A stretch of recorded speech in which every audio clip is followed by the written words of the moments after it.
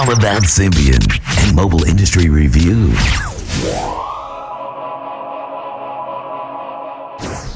Well, Symbian 3 is a huge milestone for us. As you may know, we've done a lot of work to integrate what was the Symbian core operating system and platform with the S60 user interface and applications that have been built from Nokia. And we've also incorporated contributions from many other companies out there, both device manufacturers, service providers, but also network operators. And the Symbian 3 release is the first general availability of that integrated code line since we formed the foundation. So it's a really exciting time for us in that way. I can also highlight a few of the features that are in Symbian 3 because it is such a key milestone for us.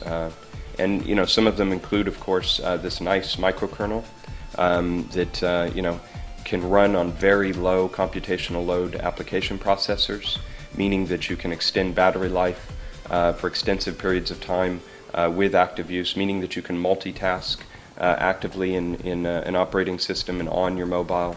More than that, there is a hardware abstraction layer. Some of the first bits or elements of a hardware abstraction layer in there, which will provide us a much larger range of technologies by which people can create mobile products and run the operating system and platform. The Qt core library is in there for the first time. So this will be a key milestone on the way to Symbian 4 and 5 and other releases, because it will enable us to go in and leverage Qt to rewrite the applications. It will enable developers to do some incredible things with the platform. Well, I can go on, but again, it's a very feature-rich release for us, and something that we believe the community will just really continue to rally behind.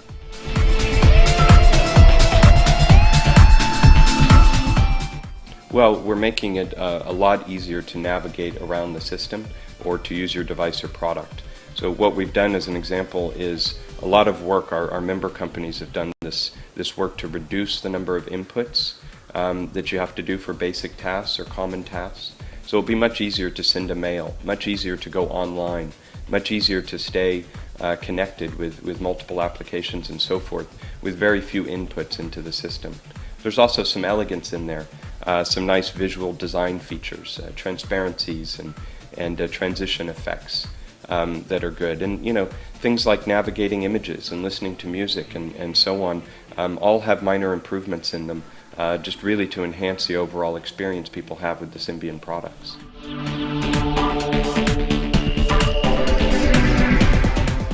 Well, I will say with complete bias that it doesn't measure up. It surpasses in so many ways what else is available out there. You know, these grassroots efforts like the Android effort are interesting. We'll see over time if they can develop the type of feature set and mature the code line in the same way that Symbian has been matured over the years.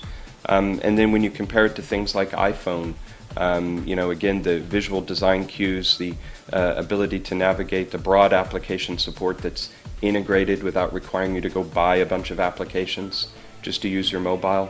These things, again, I think really help us stand above the competition out there.